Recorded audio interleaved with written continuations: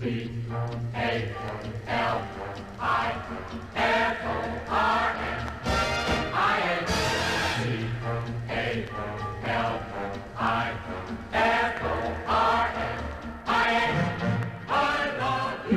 to the Free the Bear podcast, a podcast devoted to California independence, where two guys talk about how crappy the government is and how dumb politicians can be, and that there might be another way.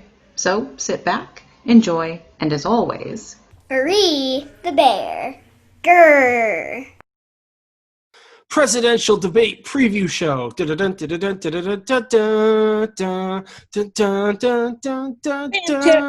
For America, obviously we're not collapsing. It's all good. Yeah, I guess that's the first question I will ask you. Will this debate end the American reign of dominance officially and end America's civilization as we know it? I kind of feel like in a way it will. I kind of definitely feel that way. I feel like this will be pointed out. This is kind of like the moment when the Emperor Commodus of the Roman Empire got into the ring of the gladiators in Rome. I feel like everyone who had half a brain working in the Roman Empire at that time, like, he got into the ring to go fight other gladiators? Why was he doing that? I don't think this is a good idea. And everything past that point was just, again, slow but distinct decline. And I kind of think this is the same thing, too. I think that this debate will go down as the moment that historians in the future will go, you know what, that's when you really knew American Republic was kind of done. It's going to be that embarrassing. I really do think there's going to be that kind of element. I do, too. I mean, I'm going to be watching tomorrow night, not to gain any political insight. My mind is made up. I'm voting third party no matter what. I will say I'm 99% sure I'm going to vote Green Party. If the Libertarian Party is close to 5%, which will get them public funding, I might vote for them. But I am... Yeah, I kind of feel like that's also kind of an odd California privilege because in no way, shape, or hell, California is considered a battleground state, right? Yes. So I feel like we have that privilege. If we were in Ohio, I guess, is really not up for grabs. But let's just say, Pennsylvania. Florida, Pennsylvania. Well, Florida, actually, I don't even think that's up for grabs either. I think that's kind of Trump territory now. But I mean, anyway, all the polls say Biden is leading in these states. I don't buy it for a minute. I do not buy it for 1 minute. All these states are in the margin of error. I mean, Biden will win the he'll win the popular vote by maybe 3 to 5% this time. But which is how many millions of voters, right? Right. Winning California by 30% makes it really hard to lose the popular vote. Yeah, because, it's just such a built-in advantage. But also, what you're kind of pointing out is the ridiculousness of our system that we have to kind of focus on these small battleground states to actually determine the destiny of the country. Because the Electoral College is the only game in town. That's what matters. And so you have so many of these little states that are going to be, we have to figure out if they're going to tilt one way or the other. I mean, it could come down to, the Florida 2000 election where, remember the hanging chads, the dimple chads, all this kind of stuff. It came down to basically one county in Florida for the election. And we could have another situation like that where it's all of a sudden, Iowa is up for grabs for some odd reason. And then Iowa will actually, be the crucial turning point of, if Trump is reelected or the Biden administration comes in. That's kind of silly, isn't it? I mean, that's a crap idea. I mean, again, no offense to Iowa. I mean, Iowa's, I've been to Iowa. That's, it's a pleasant state, but really, you are a very small population. You can tilt this entire thing. Something you brought up with Florida in 2000 that I think ties back into this election, something that is not brought up during the Florida in 2000, in a very Democratic county, Pat Buchanan, I forget, he wasn't running under the Reform Party, maybe it was, He was running under the Reform Party, yes, that happened, and he actually had commercials, I don't know if you remember it. Yes. Commercials where Chinese generals were sitting around counting their money or something like that. And then just you want more of this? He got a bunch of votes, and it was because the ballots were so confusing that they think these thousands of people were voting for Al Gore, and they mistakenly voted for Pat Buchanan. And that was done on purpose. And I'm awfully curious if that's going to happen in this election. Well, I think we would have probably known by now because of the brilliance of the internet in 2020. I think in social media, someone would point out like the sample ballots are goofy as hell. So I don't think that's exactly happening. But what was interesting about that story was that Pat Buchanan actually went on the air. I remember this happening. I think it was on CNN, and basically saying straight out, like, I didn't want those votes. I'm an honest person. I want to make sure that if those votes were meant for Al Gore, they should go for Al Gore. I don't know what's going on here. I've never seen anything like this. I loved Pat Buchanan on Crossfire. I love that show. Pat Buchanan's an interesting character, even though, again, I would never vote for him, and I kind of think that he's a political POS. He did have sort of an odd, in retrospect, I guess, again, compared to the characters that are running the country right now, kind of an odd integrity about certain things. And also, he did have the ability to actually kind of like build bridges, mostly because he was a heavy drinker. So, like, for example, like he and Hunter S. Thompson, a lot of people don't know, actually got along very, very well. And actually, this was during the time when Pat Buchanan was a speechwriter for Nixon. And so he would actually hang out in hotel bars with Hunter S. Thompson, who, if anyone knows anything about Hunter S. Thompson, Nixon was his bête noire. I mean, like, he absolutely hated Nixon and everything he stood for.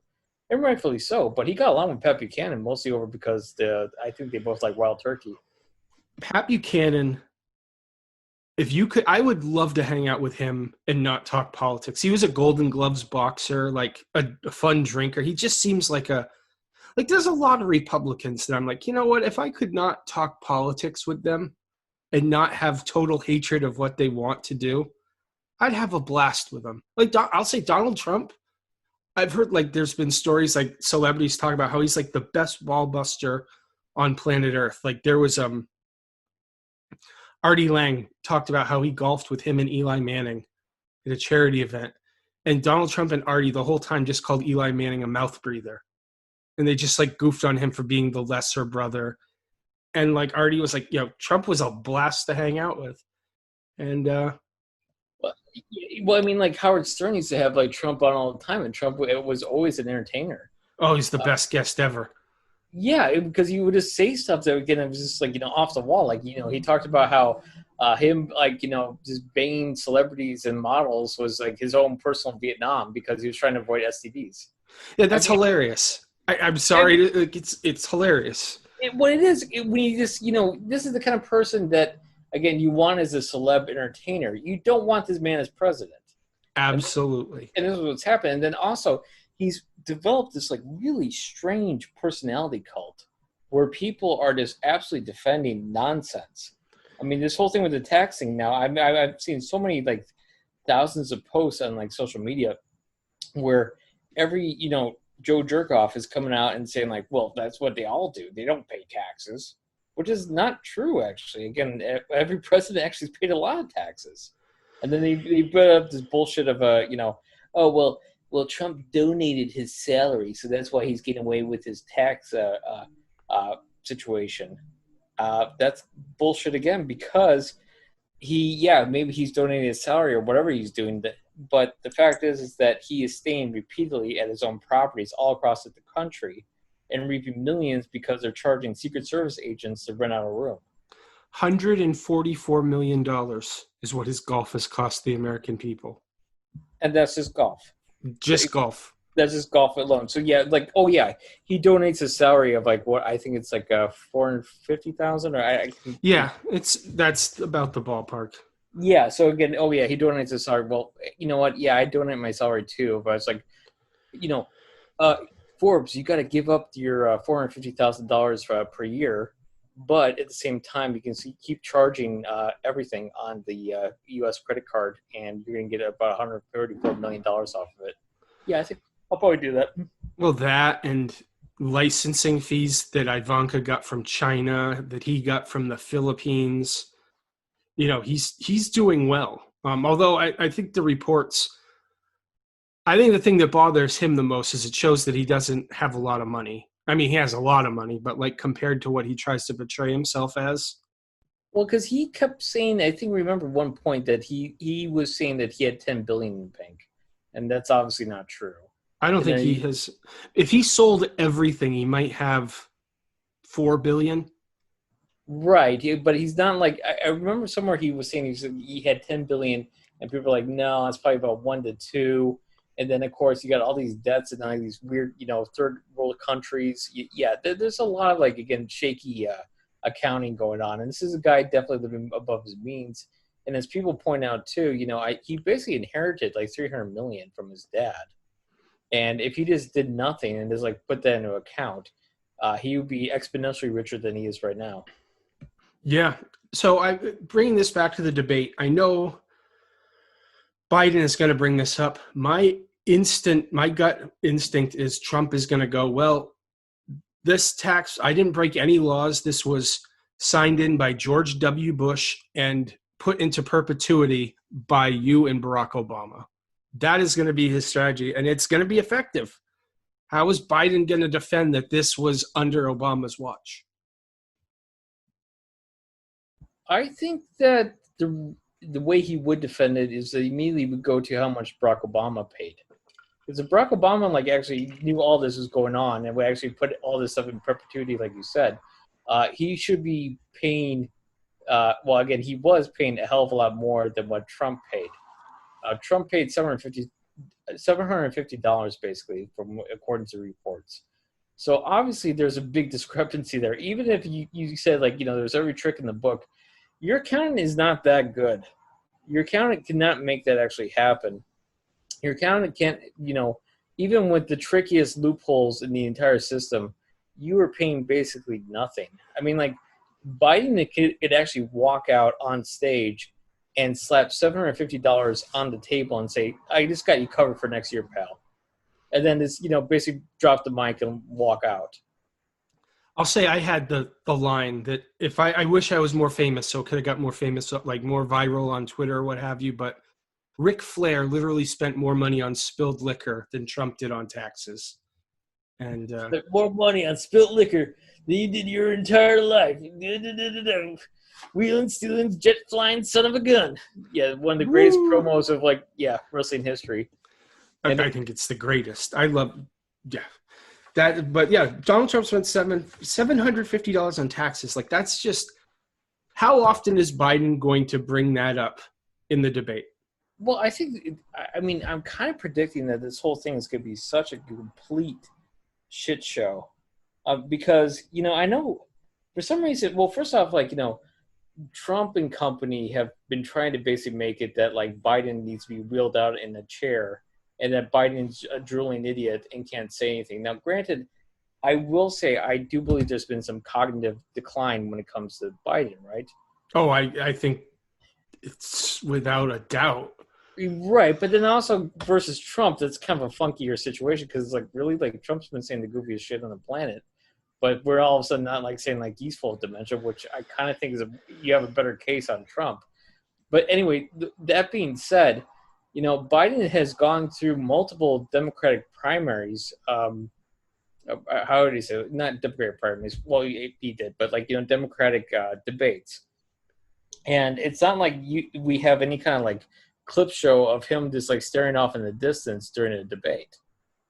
Trump hasn't been in a debate since 2016. Really, he's not been out there. I mean, he's yelled at reporters, saying whatever the hell he comes to his head. So Biden's a little bit more ahead of the game than I think people realize. And then also too, I'm sure they're gonna shoot him up with Adderall and some other kind of nice little drugs to kind of keep him quick and sharp. So he's going to be more on top of things than people realize, I believe, number one. Number two, the other part of it is that Biden's kind of a goof.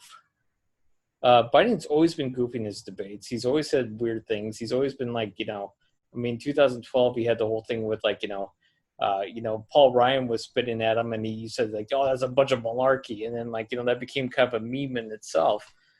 He smoked Paul Ryan, who was, the kind of the wonder boy of the Republican Party at the time. Ruined his career. Pretty much, yeah. Like Paul Ryan really never recovered from that. Paul Ryan, resigned once he saw the writing on the wall that Trump screwed up the 2018 election so badly. So he's got more teeth than people realize, and then also I think he's got more willingness to get nuts.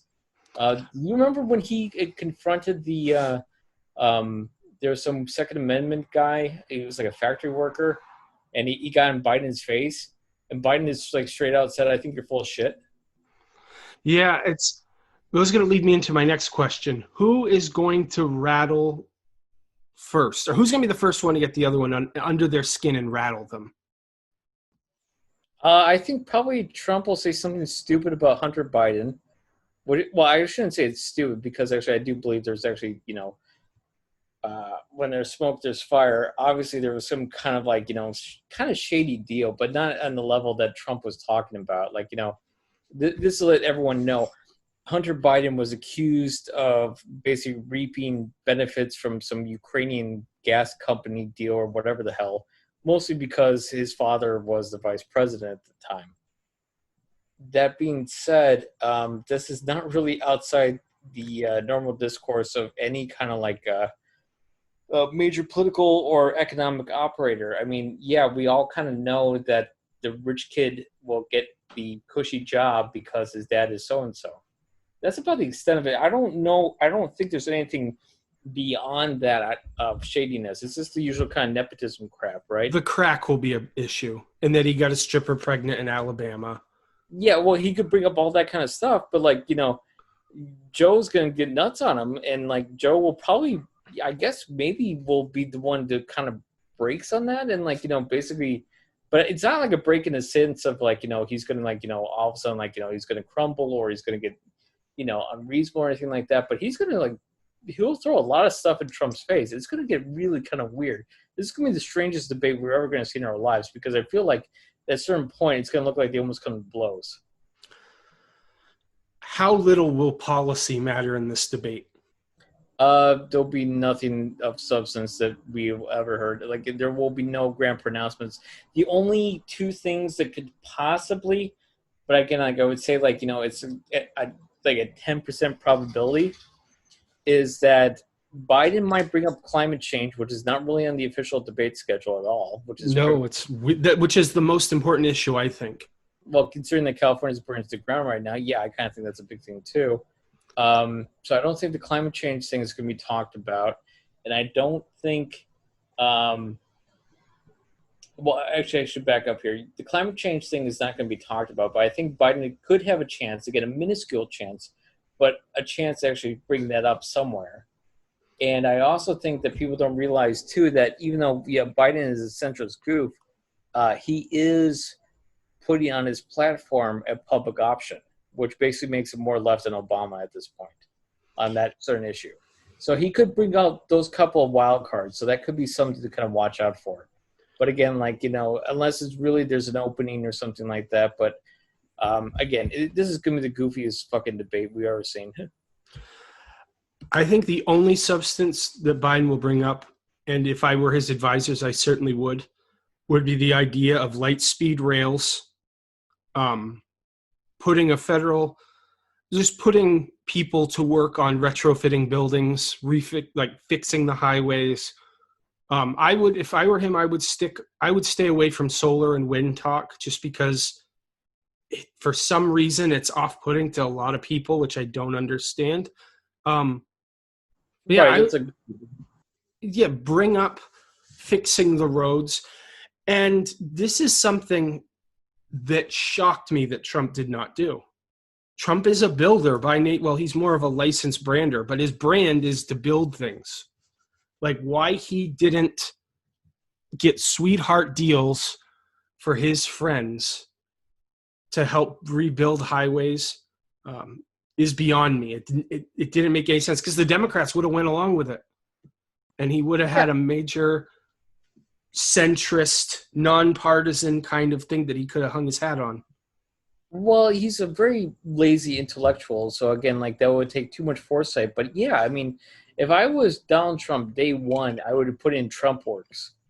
Basically brand my name on every kind of like new infrastructure project, new airport, the building of the wall, all this kind of crap. Actually, it wouldn't even be crap because actually, in a way, it probably would, be a visible sign of American improvement. Better roads, like you said, a light rail system, all this kind of stuff. Like that's like in 4 years.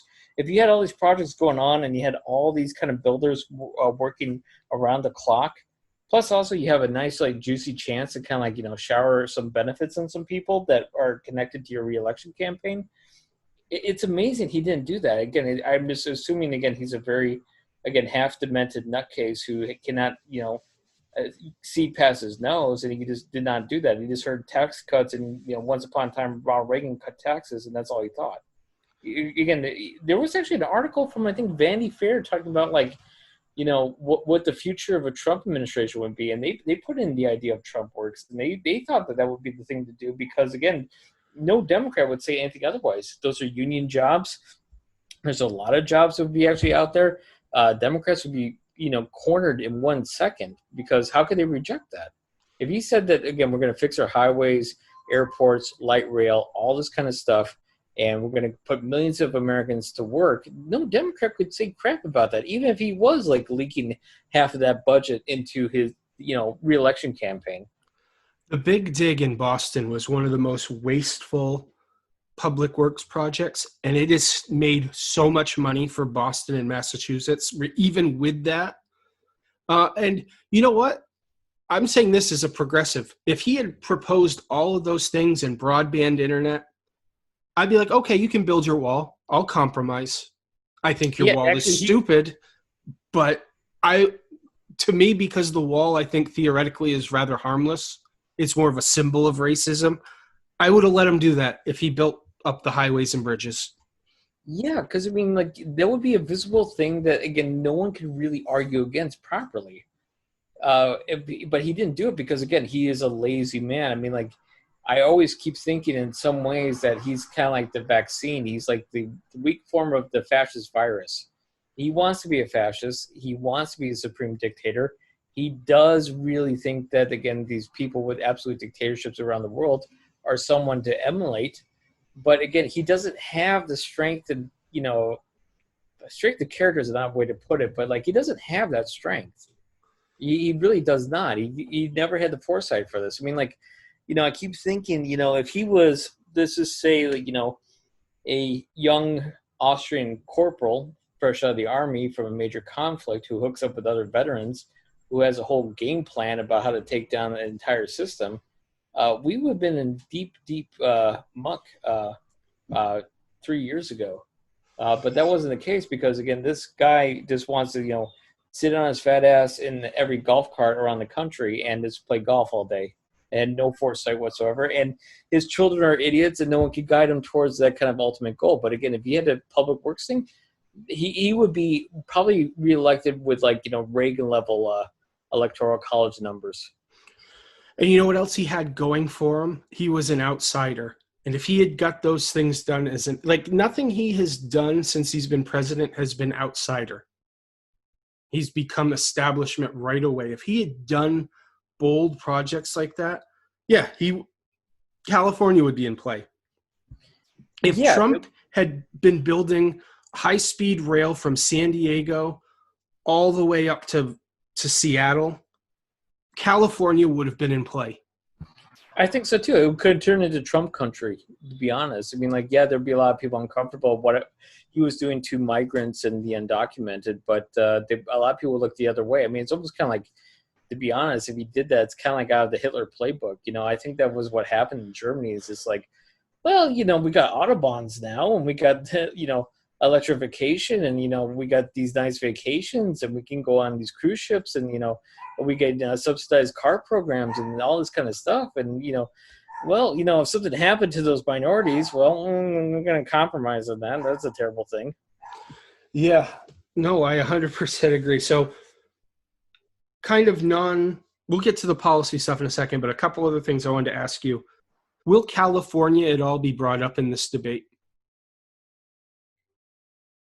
I have a feeling it won't be. I feel like, unless, again, there's that small possibility that because Biden actually does have a kind of a strong climate change program, on paper at least. It's a big difference between paper and reality, but he does have a strong climate change program. He might say something, but again, I think it's like 1 out of 10 chances. I agree. And the other thing, non-policy wise, Donald Trump is definitely going to bring up that Biden is a socialist, which I think we can both vehemently agree on that he is not a socialist. He is a 1990s Republican. But do you think Biden will bring up fascism? No, I don't think he will either, because again, the liberal establishment does not have any idea about how to actually, combat this threat. There really is kind of a telling thing where, they're pretty much, there's no like planning or even hinting of planning about what would happen to kind of combat Trump screwing over the election. Mostly all we keep hearing is that, please get out the vote, please get out the vote, vote Biden, please get out the vote. But it's just like, what if the votes are rejected? What if the, again, Trump has a couple of sleeves up, or a couple cards up his sleeve, where he can kind of legitimately kind of change the election. For example, like there's been talk about how under the Constitution as we have it, the state legislature has to basically ratify electors that would go to the Electoral College. So there could be a possibility that they reject the popular vote in their state and actually put in another slate of electors, and there's not really a constitutional mechanism to ratify what happened. Or I should say, there's not a constitutional mechanism to decertify these electors. These electors would go to the Electoral College because the state said they were good, and that's pretty much about it. And then Trump is already stacking the Supreme Court, which means that, of course, there will be a court case on that, but if he's already packed it with his own people, the game's over. So, long story, Democrats have not really tried to mobilize people about what to do in the aftermath of the possibility of that, and which is, again, another criminal act. The Democratic Party has not done anything to try to prepare the American people for the what if. They kind of hint at it. They talk about it. They want to kind of like have like these cute little war game scenarios, but I've not seen any emails. I've not seen any mobilization whatsoever of the people. And again, that's the reason why, more so than ever, that probably California should get out, because the national structure is complete crap, and they will not be doing anything about this. I want to hit on the policy point. What Chris Wallace is going to bring up the integrity of the election, but something you brought up that just reminded me of something. As I was researching today, I went to both campaigns' websites. Donald Trump's website was just an endless spam of asking for money. I couldn't get on anything but him asking for money. It was out of this world. Like, it was like Pornhub is a more credible site when it comes to like spam than Donald Trump's website. I say that from experience. But there was no page of policies. And Biden's was better, but it was, I believe he had 6 policies. And they were very vague and generic. Whereas you look at during the primaries, I think Bernie Sanders had 30 concrete policies where it's not just like, I want to do a Green New Deal. It was detail. I think Tulsi Gabbard had 20. Warren had, I think, 25. Andrew Yang had 150, but whatever, that's cool. But yeah, Joe Biden's is frighteningly vague. And I think that's clearly done on purpose because they are trying to win on Orange Man bad. On the integrity of the election, I know that the CNP, we're talking with T of the Decent Federal Project, Brandon of the Cascadia Bioregional Movement, which has gotten much more political since we talked. We're going to definitely have to have them on again. They're now 100% pushing for independence. We're going to talk with the New England Independence Movement, Minnesota's independence movement, and Maryland's independence movement. And we're going to try to put out a joint statement about the importance that we as a country have to have integrity in this election. And the other thing we're going to have is civility. Those are the 2 points that we're going to try to really emphasize. But the integrity of the election, it's like an onion. It has so many layers and complexities to it. What is Donald Trump going to say when Chris Wallace asks about the integrity of the election? What is your prediction? Well, he's just going to straight out to say, like, that he has doubts that the mail-in ballots are going to be an issue, and that really he can't, not in so many words, but he can't relinquish his right to be president again for another term because he believes that there's a corrupt influence on it. And again, he's playing into the old stereotype that the Democrats were pretty much stuffing the ballot boxes left and right. They're going to let illegals actually vote, and they're going to let the dead vote. So he is going to cast a lot of doubt on it. He's not going to bite on anything. He's just going to keep saying that again, like the election is going to be actually the election is already questionable, and this is going to give enough cover. I mean, like it's going to be a play in 3 acts. The first act is he's going to say that the election is questionable, that there's fake ballots or again, like, illegal voting going on. And that there's going to be a tsunami of votes against him because they're all done by mail-in. And by mail-in, of course, that means that people are manipulating the votes and stealing vote ballots and actually writing in his opponent. So that's act 1. Act 2 will be, there'll be some states who are controlled by Republican legislatures who are going to say that, yeah, there has been a lot of fraud. And so we're going to put in our own slate of electors, which we can do under the Constitution. We'll put in our own slate of electors, and they're going to go to the Electoral College. Because, again, like, we don't trust what happened, and so we're going to have our own people actually be electors. Again, all these people will be Trump voters. These will be Trump Electoral College votes. So that's Act 2.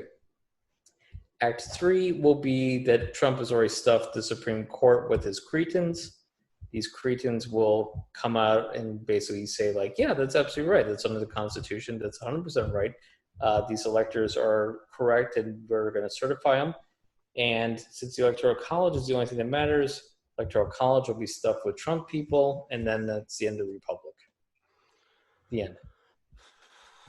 Yeah, I can see all that. I'm going to throw this out there. One thing that's driving me nuts that progressives are, not even progressives, Democrats, they talk about how minuscule voter fraud is. They're usually talking about when the vast majority are done at a voting place. Now, I think that there will be more voter fraud than there is usually, but I don't think it's going to favor one person more than the other. I think it's going to balance itself out. It will be way less than the margin of error. I don't think it's going to matter, but what you said is 100% true. They're going to use it as the reason to not count the votes. Biden, Well, I mean, I was going to say, Biden he's going to walk it'll be interesting because when Trump says this, I'm curious if Biden will come back and just be like, are you feeling this way by coincidence because you're down in the polls? Is he going to try to make it look like Trump is being petty? And the fact is, a lot of states have already certified that the mail-in ballots are constitutional. It's going to be interesting. I'm going to vote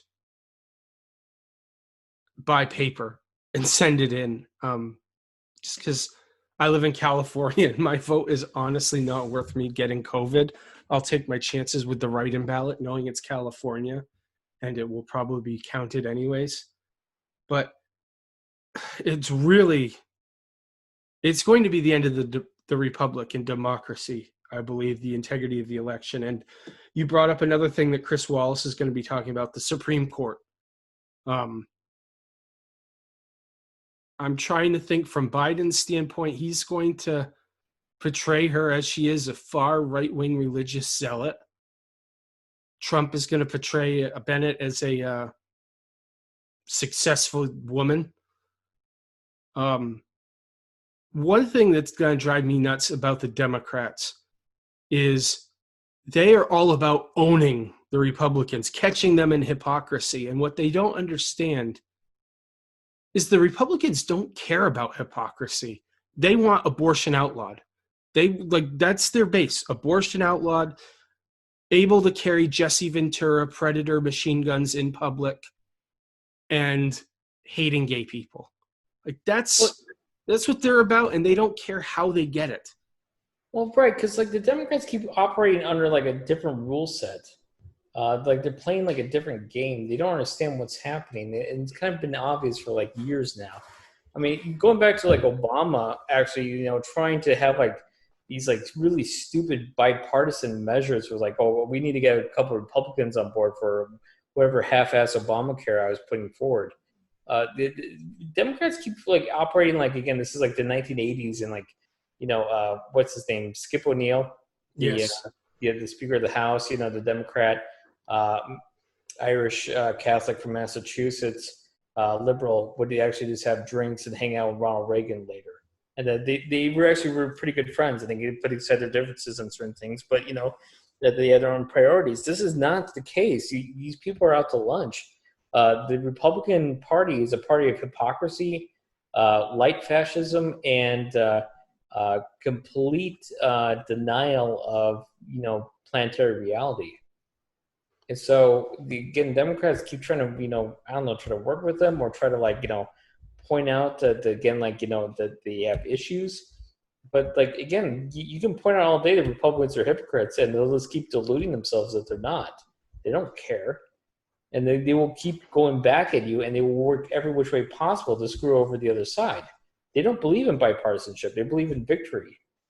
And it's about time that the Democrats actually kind of wake up to that, but I don't believe they ever will. We're kind of blessed to be in a state where like, the Democrats have like such a super majority that we don't have to really listen to Republicans anymore. But the rest of the country has this ability or not this ability, but like the rest of the country is kind of stuck in this mode where, Democrats keep acting like the Washington Generals next to the Harlem Globetrotters. Like they're so confused that they pull these moves. It's like, how do you not see this? How do you not understand that like they'll keep doing the same thing over and over again? I think what is going to lead to California independence are two things equally: the strength and the ability of the far right to win, and the Cleveland Browns level of ineptitude, just incompetence beyond belief of the Democrats. And it's time for people to make a stand on the West Coast. And that's the luxury of California. Like, do we love the California legislator? No. They're neoliberal, but at this point, we are not stuck debating abortion, gay rights.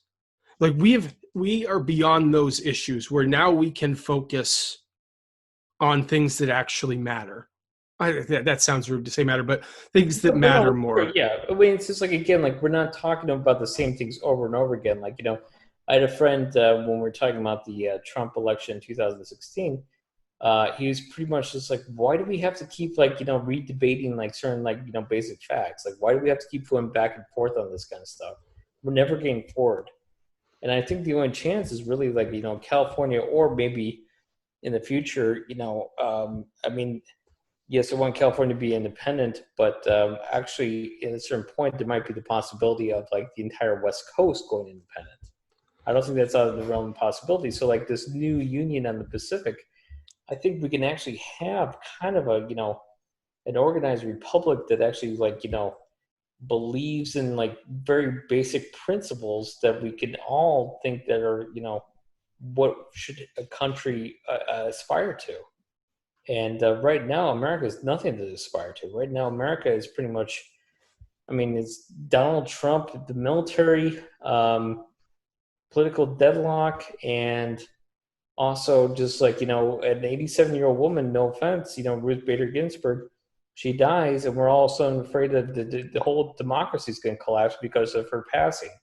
Like, really? And also, too, like, can we go into a second the fact that we made this woman out to be a saint, even though she was such a narcissist? She could have left like 12 years ago. Oh my gosh, thank you for saying that, because that is such an issue to me. Like, Obama, like, she should have resigned within Obama's first year. Right? She already had pancreatic cancer then, I think. I'm not 100% sure, but either way, she was 75 years old, and like, again, if I when I get to 75, like, I don't believe for 1 second, unless I'm just so full of myself, that I'm operating in the same capacity. And she somehow did, and she kept chugging along.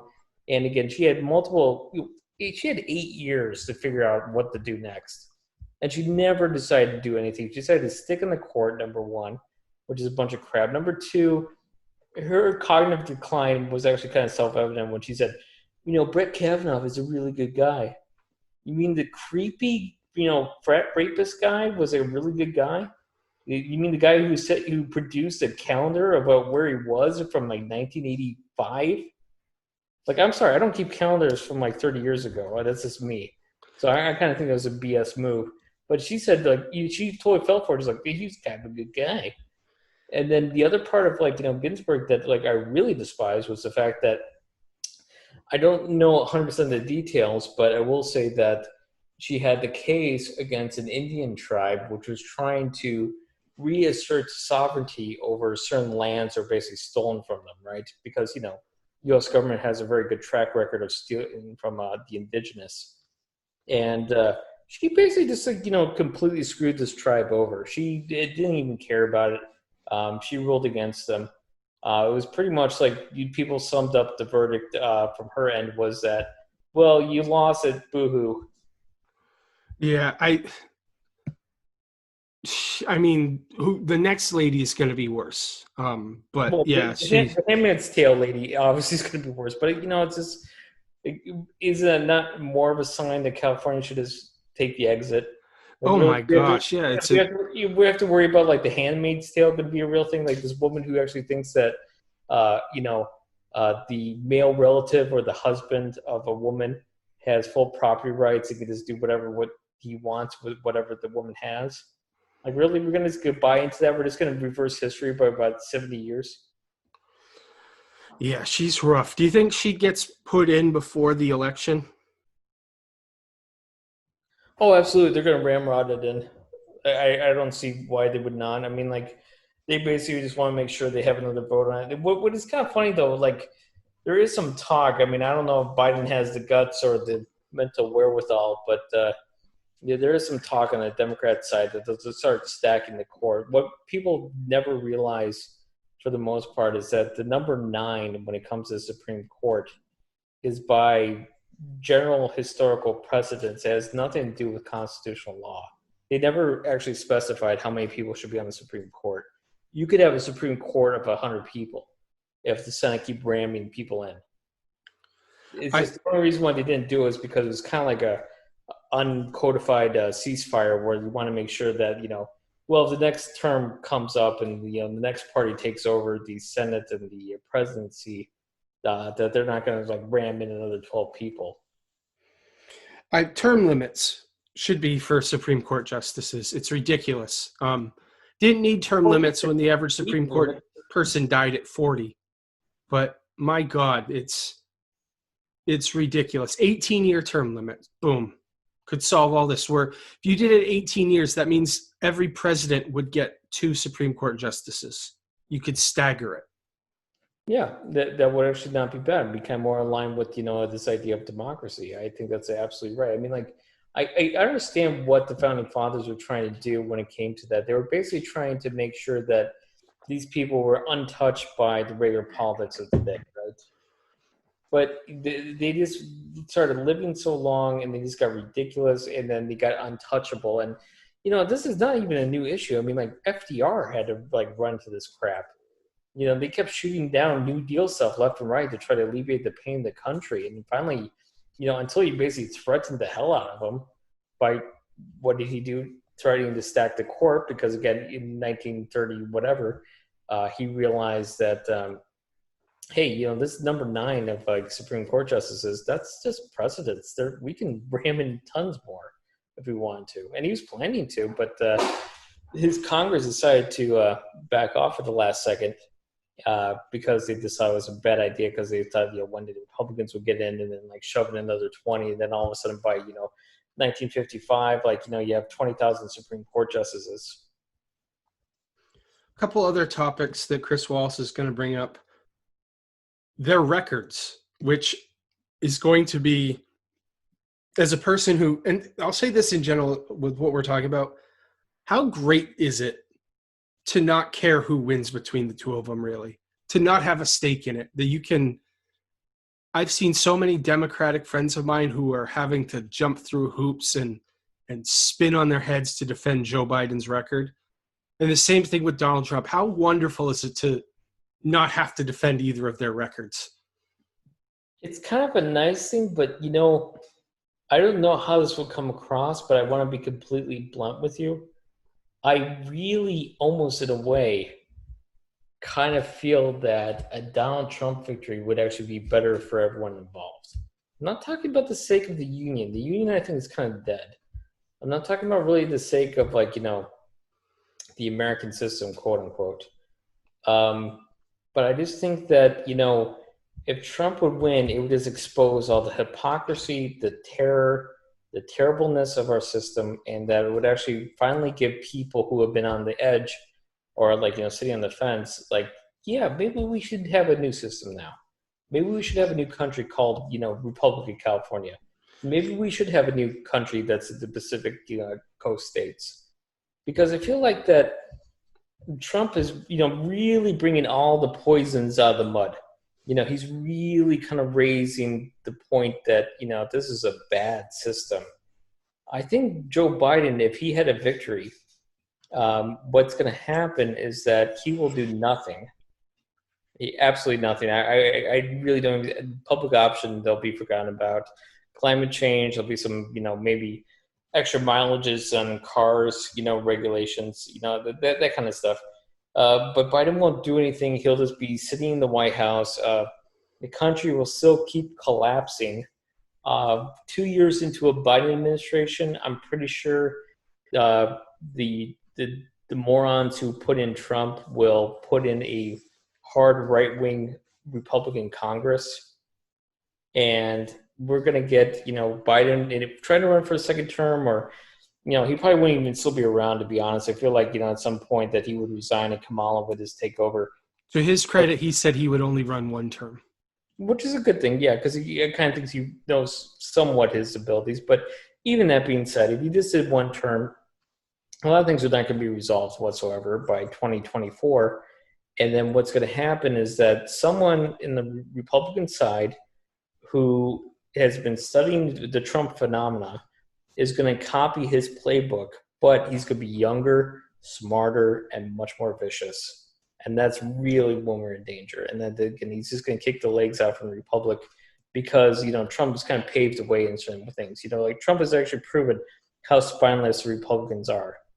Trump has proven that, again, our Constitution is more of a piece of paper that people are, we're supposed to pay attention to. And Trump has blown through it. I mean, he's busy using it as tissue.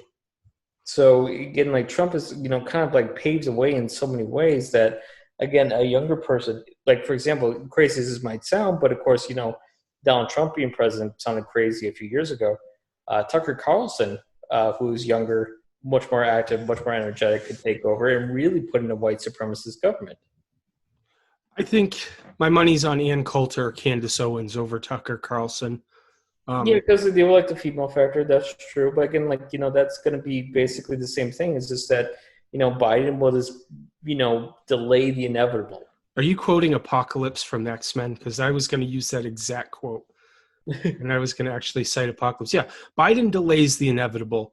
And not only that, for progressives, the bad part is it puts Kamala in the front seat to to win the nomination, although I doubt it. She did such a horrible job last time that I don't know who the Democrats will nominate. It'll probably be Mayor Pete, but No, well, Mayor Pete, it's a whole thing too. There were some other elements of that campaign that was not really talked about, and it has to be explained as there were some shady things going on.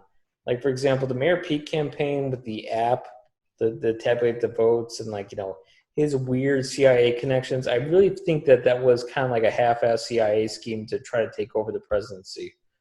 And it didn't work because the CIA has never been incompetent for years now. especially if you ever look at what they try to do in Venezuela when they sent a mercenary team to try to kidnap the president of Venezuela, and they got captured by fishermen. Well, and what's scary too about Mayor Pete was how well he did. He's the mayor of South Bend, Indiana.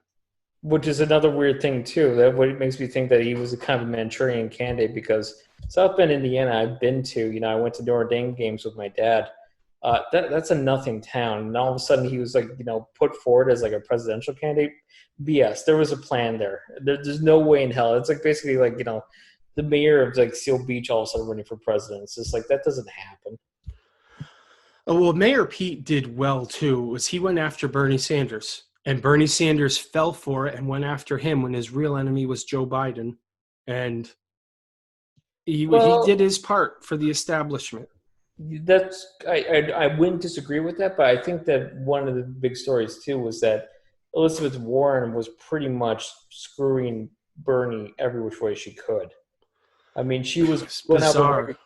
She was staying in the race way beyond the point of any kind of viability. She was basically stealing his progressive votes left and right. She had the BS ploy, like the whole thing about well, Bernie told me that a woman could never be president. It's like, come on, this guy's been saying that since 1978. You're full of shit. Well, and to defend Bernie, he begged Elizabeth Warren in 2016 to run. If she had ran, Bernie would not have run. Yeah, I've heard that one too. And so, she's a kind of a real, and this gets used around the internet a lot. I think she's a real snake. I think that she was basically trying to be,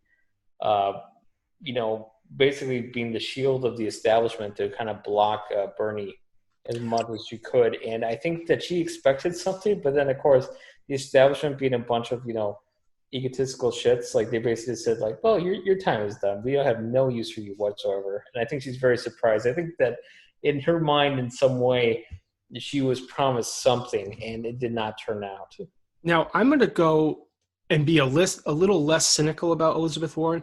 I think she hung in late because she thought she was going to be the compromise candidate. Obama would be like, you know what, we're going to appease some of the Bernie Sanders supporters by nominating Warren and appease enough of the establishment with Warren. I think when she lost Massachusetts, Obama panicked and just got everyone to support Biden. But I thought that Warren was going to be the compromise over Biden. Biden wasn't much of a compromise, but I think that to me seems like a logical strategy for her, a thought that she would have been the compromise, because it did, although in all fairness, Trump won because it was a divided primary where there was a lot of people running. Once it got down to 2 or 3, Bernie doesn't really have a chance because sadly only 30 to 35% of the Democratic Party is truly progressive. And if you do the math of even adding the vast majority of Yang supporters went to Bernie, Tulsi, Marianne Williamson, that doesn't add up. That's not enough to push the progressive base. But you know what? What's done is done. We are stuck with Joe Biden. I would say for better or worse, but I would say for worse and even more worse. But you're absolutely right. His candidacy, even if he wins, it's 4 years of incompetency, gridlock, and it leads to an even more farther right-wing candidate. I know we talked about this before. Donald Trump, I was relieved when he won the nomination compared to Ted Cruz, Marco Rubio. I'll be honest, I probably would have preferred Jeb Bush, but still. Well, yeah, Jeb would have just been the centrist candidate. I mean, Marco Rubio, I don't know, he was such a nothing to me. I would not be that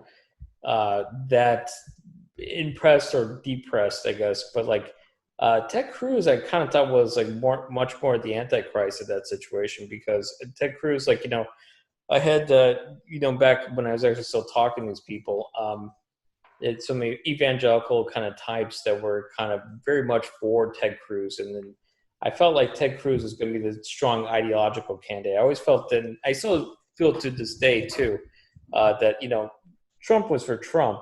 Trump is a gangster, but when you have a dictatorship or a would-be dictator, you want the gangster more than the ideological type. Absolutely. And that's, you want a Batista over a Hitler. mm-hmm. So yeah, that's that. So when it comes to their records, it's going to be interesting. I think it's going to tie into the race violence in cities. Biden's going to hit Trump on his rhetoric, but when it comes to the records, I'm really curious. I mean, it's going to be the tax cuts for the billionaires, but Trump's going to say Obama did the same thing. And when I think of Trump hitting Biden on his record, he's going to hit him on the 94 crime bill. And he's going to quote him talking like Trump's goal, I think, when they talk about their records is going to be to lower the morale of African-American voters for Biden by bringing up the crime bill, marijuana record. I think that's going to be Trump's goal when it comes to their records. And like I said, with Biden, I think he's not even going to attack Trump's record. He's going to just hit him for rhetoric. He can't even go after putting people in cages, really, because Trump's going to say, Obama deported more people than I have, and Obama built the cages that I put them in. I kind of have to agree and disagree. The one big thing about Trump's record is the COVID-19 thing. That's another thing in the debate. Yeah, that's where Biden is going to hit him hard. Yeah, Biden's going to just dropping nukes on that one. So that's going to be the big thing. I know there's a lot of talk about the 1994 crime bill, but people are not. How do you put this? People are not so intellectual to understand exactly what that means, and it doesn't have that kind of emotional impact of how dare you vote for the 1994 crime bill. I think what Biden kind of has going for him and will kind of keeps a lot of people on his side was that you got to remember that, especially for the African-American community, he was the vice president to Obama. This is an older white guy who was actually putting deference and paying attention and actually respecting a younger African-American. I don't think the emotional impact of that is understood enough, especially since I'm a white guy. I don't think I understand that fully, but I do think the African-American community kind of has much more of a connect on that. And I think that's why when Trump comes out, especially Trump with he had the Central Park 5. I mean, his rhetoric with the looters and everything, shoot on sight and all this kind of crap. I think the African-American community is not going to be nearly paying attention and not going to be as dissuaded. They're going to remember, first and foremost, that Obama picked Biden and Biden supported Obama. That's all that's going to really matter. They're not going to peel off enough votes. So there's going to be the only people they're going to get, on their side is Candace Owens, where they're screeching. And what's funny about that is Obama picked Biden because he appealed to the racist whites in the Democratic Party. Yeah, that's a very true thing. The point of Biden was really because people were so ridiculous. They kept thinking that, Obama, who proved himself over and over again as a very middle-of-the-road corporate Democrat, just like in the Bill Clinton mold, there was this thought process that, he was a stalking horse for some kind of Marxist Leninist, overtaking of the government. He was going to make Bill Ayers, the leader of the Weathermen, the head of Secretary of Education, So we hit COVID. I mean, there's no way to spin it for Trump. It's bad. He's going to try. That's the one where he'll lie. He'll try to deflect. He'll do everything. But if I'm Biden's people, that's what I am. Just COVID. Bring it back to 200,000 dead. You brought the economy, you ruined the economy. Because Trump's going to bring up the economy. And here's another place where I think Biden, I can hear him saying it right now in my mind, and he's going to say it tomorrow night. When Trump talks about the economy, Biden is going to immediately bring up the fact that stocks are for rich people. I guarantee he's going to say, you care about Wall Street and I care about Main Street, which isn't true at all. But that's right. But that will be said at one point. I mean, if we're going to play some debate bingo, right? That's the place to mark. Like again, like I care more about Main Street, you care more about Wall Street. That's going to happen, even though again, both parties are completely beholden to Wall Street. It's just one's more, how do you say, like one's less aggressive than the other one. But yeah, that's going to be brought up. That is in debate bingo. We should make a bingo card of what's going to be said. I think it's just I care more about Main Street than Wall Street. I'm pretty sure Trump's going to bring up the fact that, or try to say something. I shouldn't say bring up the fact, but that Trump will say Biden is beholden to China, the Chinese virus, and that Obama and Biden we're just kowtowing to China. I think that Hunter Biden will be brought up. What other ones in the bingo card can you put? Like, sanctuary cities. Chicago will be brought up. Yep, law and order will be brought up. Let's see. Biden, I'm sure, will bring up again the tax thing because again that's quite a firecracker brought up too. Yeah, I mean, there's all these kind of things we kind of know that's going to play out in a certain way. Like again, like they're just going to go down the line, and but the only not X factor I should say, but like the one thing that I'm kind of looking forward to is that I said this earlier. Biden is a goof. He really is. He has gaffes. He's he says very odd statements at times. Like even before this whole cognitive decline story was brought out, which again, like I said, I think there's some smoke to that fire. But even then, even in Biden in his peak was always kind of a weirdo, and I think that Biden will get really nuts with Trump fast. Again, just like I said, about the Second Amendment guy. Second Amendment guy in the factory comes up to Biden, says you want to take my guns away. Why do you want to do that? And then Biden basically, pokes his finger in his chest and says you're full of shit, pal.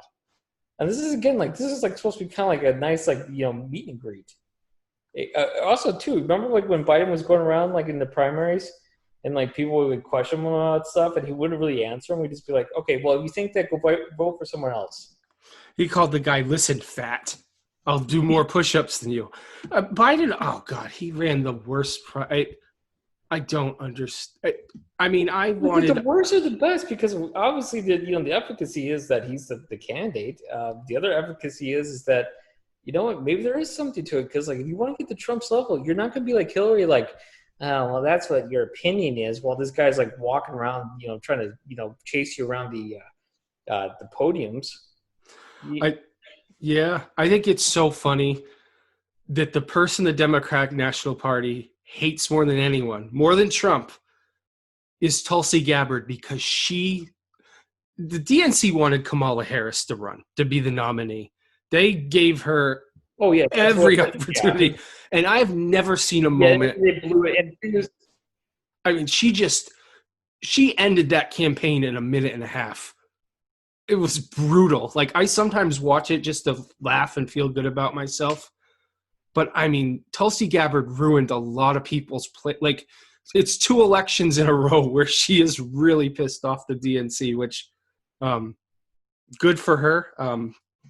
Yes, they wanted Kamala, and then they had to scramble for Joe Biden. Wait, the thing was where was really Kamala's comeuppance? I mean, I don't really remember the moment where it's just her career was kind of cooked there. I mean, Tulsi again was always the outsider. And you don't remember the debate where she talked about Kamala using marijuana workers as slaves for the state of California, or she's she had person on death row that they forced her to reveal evidence that exonerated him, and Kamala didn't deny it. She's just I'm proud of my record. You're an Assad apologist. And Tulsi's what does that it was okay. Well, I guess that works more. I guess I keep thinking that Kamala would be much more of a good foe of the Republicans, but I guess I forget the fact that amongst progressives should be eaten alive. Yeah, I mean, she'll do well against Pence because the mainstream Democrats love her. But yeah, I mean, Tulsi ended that. I mean, the polls, there was direct correlation. She just plummeted.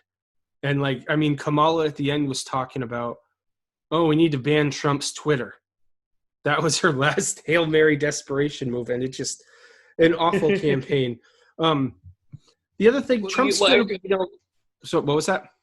I was going to say, actually, you just reminded me, like, the one thing I would say is a very positive for Warren was the fact that she obliterated Bob Bloomberg. Oh, my God, did she ever? Oh. Yeah, well, we really could have had, like, the most disgusting election in U.S. history where, it could have been Bloomberg versus Trump, which is two billionaires creeps from New York are battling out for the top championship. I mean, that could have actually happened.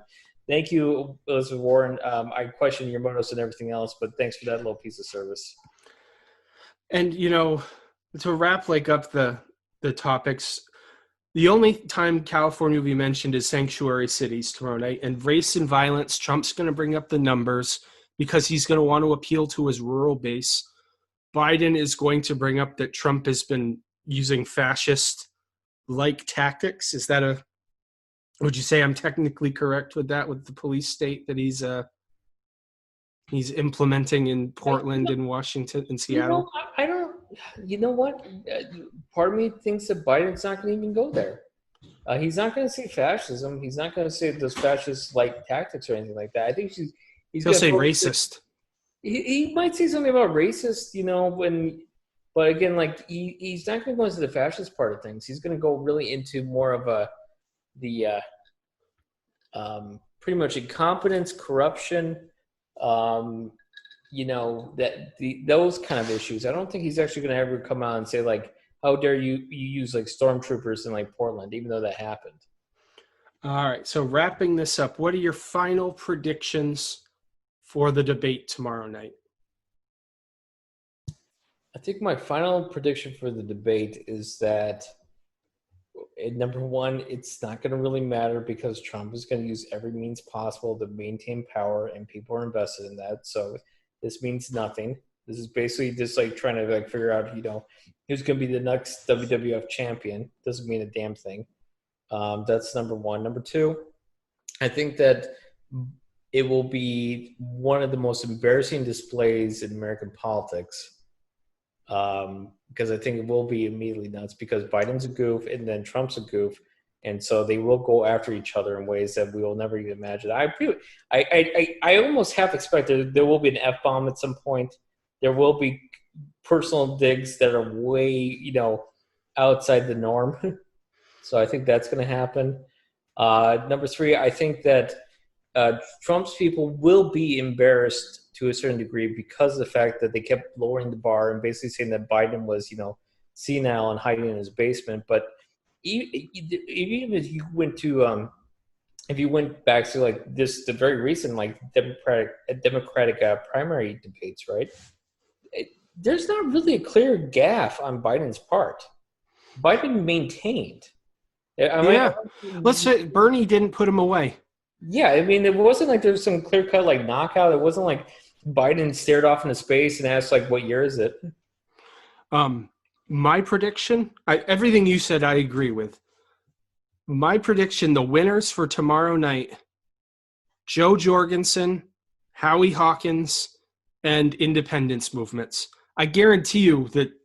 I think that the third party have about 3% right now. They'll be at over 5% after this debate. I think you're going to see just some people be like, you know what, the hell with this. And I think it definitely helps our cause. I guarantee you we'll have at least we'll have a few signups for the California National Party after tomorrow night. Other big winners, Russia, China, the European Union. Biggest loser, America in general. I can't disagree. I think you're absolutely right about that. And by the way, can we just take one quick second to say what a criminal enterprise it is that you're just going to have the two of them? You don't have, again, we're not talking like, Howie Hawkins and like Joe Jorgensen, like have like no followings. They have millions of people, and they have no right. They have no right to the debate stage. That's absolutely wrong. I mean, like again, I agree much more with Howie Hawkins, especially because he's basically a fusion candidate, right? I mean, he's green and socialist. Yeah, and I mean, we've brought this up before in various episodes. Like, policy-wise and in spirit, they're really very similar. It's really about nuance and maybe effectiveness and methods. Like, I always think the Green Party is a little more reserved than the socialist movement in America. Well, it's mostly, I don't know. I wouldn't say reserved. I would say more like that the Green Party is more like these kind of like Whole Foods, upper middle class, like liberal types who really, they don't believe in like wealth redistribution or any kind of like, any, proto-revolutionary tactics. They just really just want to have, everyone just have organic food and like, clean water. So that's a little bit more of a difference, I think, than people realize. But I've always heard that Green is more focused on the environment, socialists more on the economy. yeah, exactly. Like socialists would actually put up like, nuclear power centers if they thought it would employ more people. So yeah, there's a little bit more of a difference. But Howie Hawkins has basically kind of bridged the gap between the two.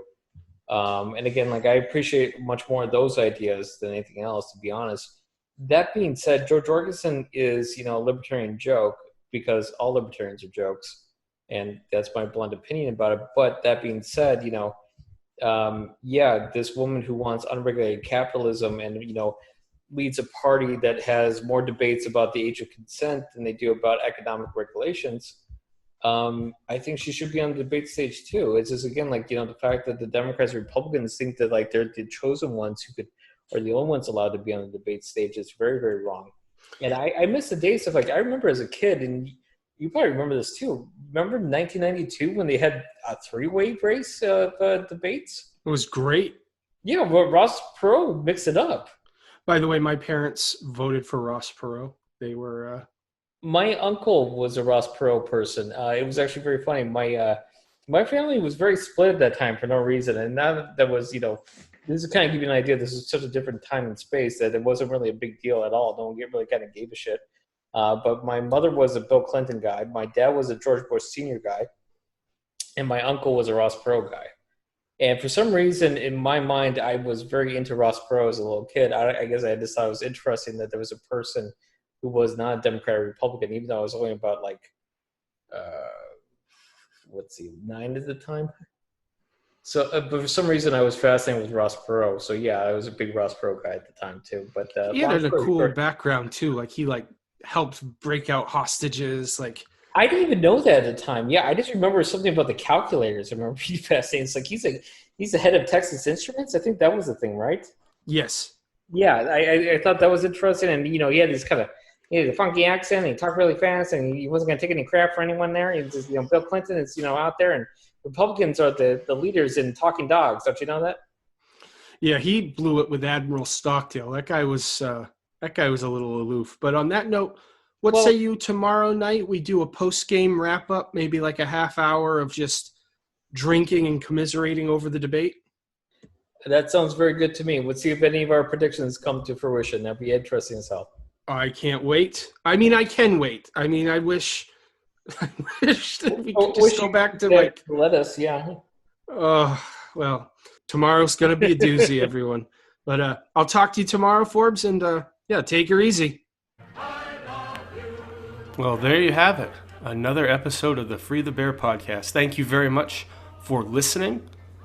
If you can, give it a thumbs up. Even if you didn't like it, give it that good old thumbs up and subscribe. I'm very old, but I've been told there is a bell that you're supposed to push or ding or something. So do that. For more information about the California National Party, go to californianational.party or on Twitter, vote_CNP. And in conclusion, Free the bear. Grrr.